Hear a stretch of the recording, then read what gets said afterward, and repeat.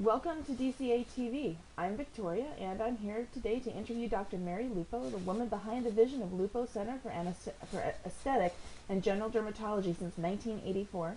She is a board-certified dermatologist and a clinical professor of dermatology at Tulane University School of Medicine. Dr. Lupo founded the Mary Lupo Skincare System, an innovative skincare product line for all skin types. She's often quoted in national beauty magazines on various dermatological topics, from acne to aging skin and from skin cancers to fillers and cosmeceuticals. Welcome, Dr. Lupo, and thank you for being on the show. It's my pleasure. Now, congratulations, Dr. Lupo. You are the first recipient of the New Orleans Doctor's Choice Awards in Dermatology of 2014. What are your thoughts about being the first winner? Well, it's always nice to be the first. I think what's more important is that you're chosen by your peers around the country, and that's always a very nice thing. Okay. How significant or how essential is it for dermatologists to belong to a professional association or organizations as they continue to practice? Well, being a member of organizations such as the American Academy of Dermatology or the American Society for Dermatologic Surgery means that it gives you access to your peers, that you can go to meetings and learn more about the advances in your practice and in your specialty. Okay. Now, you have received great reviews from other leaders in the medical industry. What would you like to tell them? Well, thank you. I think that a lot of the people who reviewed me are people that are equally impressive, and we know each other because we've shared the podium over the years at various meetings, or we've been on clinical studies together for FDA approval of new materials and drugs, or they have actually spent time in my office in the form of doing mentorships or preceptorships, which I do quite a bit of through the WDS and the ASDS. Okay. And is there anything you'd actually like to tell them? Well, that it motivates me to continue to do more and better things, and it always keeps you engaged in your profession when you interact with other people who keep best. Fantastic. Well, I understand that you also teach medical students, that you were just saying that, and other training practitioners while also participating in clinical research on new products in your field. How do you think these dual roles help set you apart? Well, I spend quite a bit of time training residents, and through a CME meeting called the Cosmetic Boot Camp, of which I'm a founding co-director, I've had the opportunity to literally hundreds of other physicians around the country and around the world. I really feel that when you teach, it forces you to stay at the very top of your game, and it keeps me stimulated. It allows me to do the very best for my own patients as I'm training the next generation. Fantastic. Now, how did you get into the field of dermatology to begin with? I was interested in dermatology since I was a 16-year-old. I had to go to a dermatologist, and I thought that it was a very intriguing field. Once I got into medical school, what drew me to dermatology was the variety. I'm a person that I really need variety. I love the fact that I can take care of all age groups Okay. in dermatology, that my practice for years was a blended practice of medical and aesthetic, and although I'm mostly aesthetic and cosmetic these days, I still quite a bit with acne, rosacea, dyspigmentation problems. So it's variety that I crave, and constant stimulation. And dermatology has been so ever evolving, and we really have been at the forefront of non-surgical skin rejuvenation. And since 1983, as a chief resident, I've been very much a part of that transition and evolution. Fantastic. Was there an actual specific moment, or was it when you were 16 and went to the dermatologist?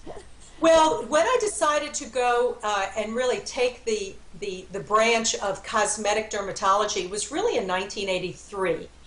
I was a chief resident at Tulane, and we were learning how to do dermabrasion. Dermabrasion is a very aggressive technique to resurface severely acne-scarred skin.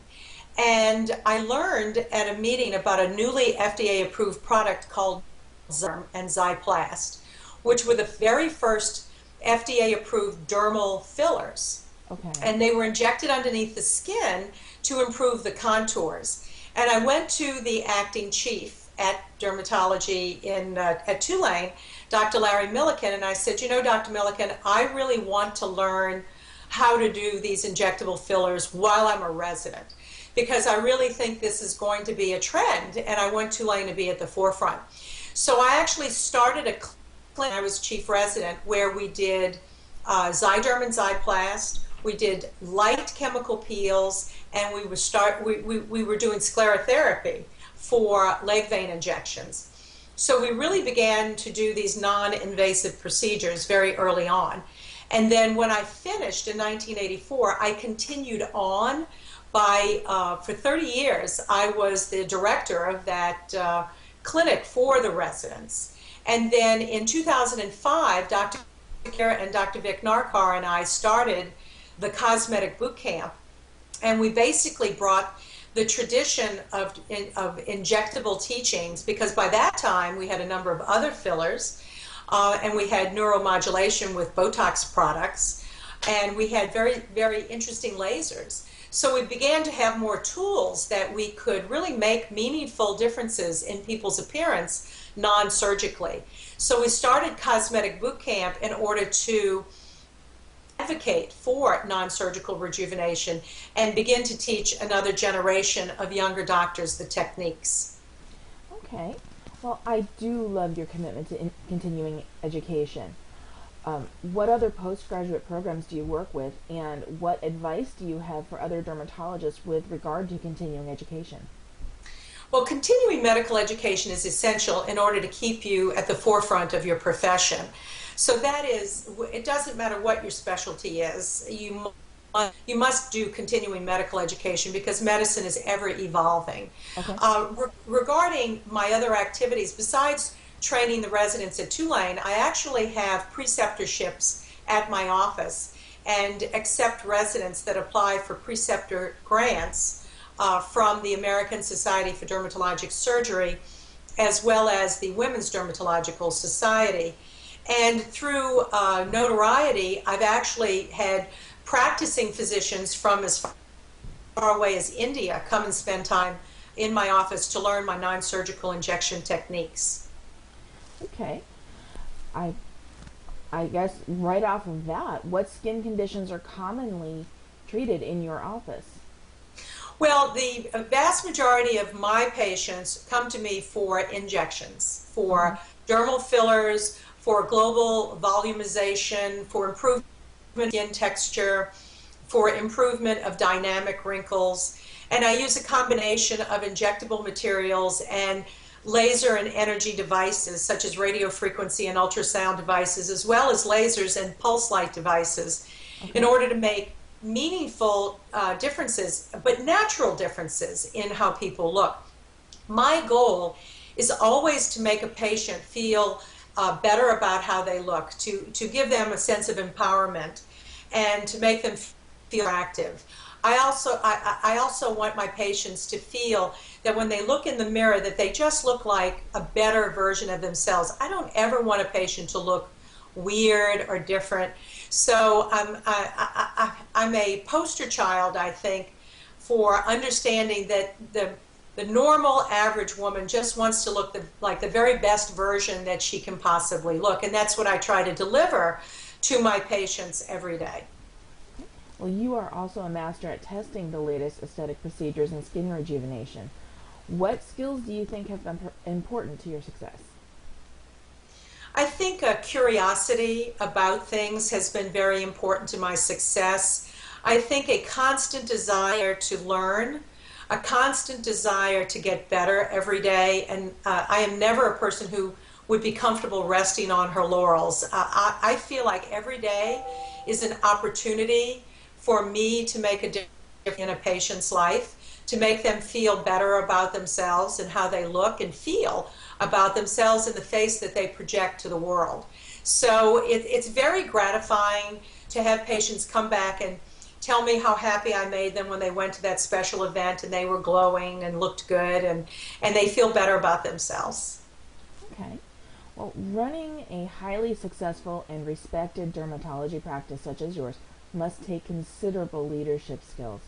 What three leadership techniques do you think are most important in a medical practice? I think the number one thing is to listen. I think you must listen to your patients and you must listen to your employees. And communication is key. I think that without communication, you can't really deliver a good job for your patients, and the office in general will fall short of what you can achieve if there's not good communication between the employees. I'd say listening is very, very important. The second thing that I think is important is curiosity, a desire to constantly learn, to constantly advance. And I think the third thing is to have an element of respect for your patients, for your employees, and that they know that you have an open door, that if a patient comes in, that they know that I'm going to listen to their needs, I'm going to hopefully adequately communicate what I see as how to achieve their goals. So it's a conversation. It's not a one-way directive of me telling the patients what to do. I like to get feedback from my patients, and I like to be able to have an open dialogue with my patients and with my employees. Okay, and the third thing? Oh, that was everything. That was Oh, listening. that was everything. Yeah, that was curiosity, and that was respect. Three things. If you need more, I'll try to come up with more, but those were three. Oh, I apologize. Well, tell us about a time when you had to face a challenge as a leader. Well, I think the challenge you face as a leader is with your employees. Sometimes there's dissent in an office, there's personality differences, and I think the most important thing that I do when I'm challenged is it's a challenge with managing employees. If all I had to do was take care of patients, my life would be very easy. I think the challenge is more the business and the administration of medicine. And unfortunately, in order to deliver excellent care to my patients, I need a support staff. And sometimes the biggest challenge is making sure that everyone's on the same page at the same time. Understood. Well, do you think collaboration and networking among physicians through services and programs such as Doctor's Choice Awards play an important role in the success of the modern medical professional? Absolutely. I think that anytime doctors can communicate with each other, whether it be sharing trends and sharing thoughts and new innovation, or as sharing strategies on how to deliver more efficient and excellent care to their patients, or how to manage a practice. I think all of these things we all learn from each other.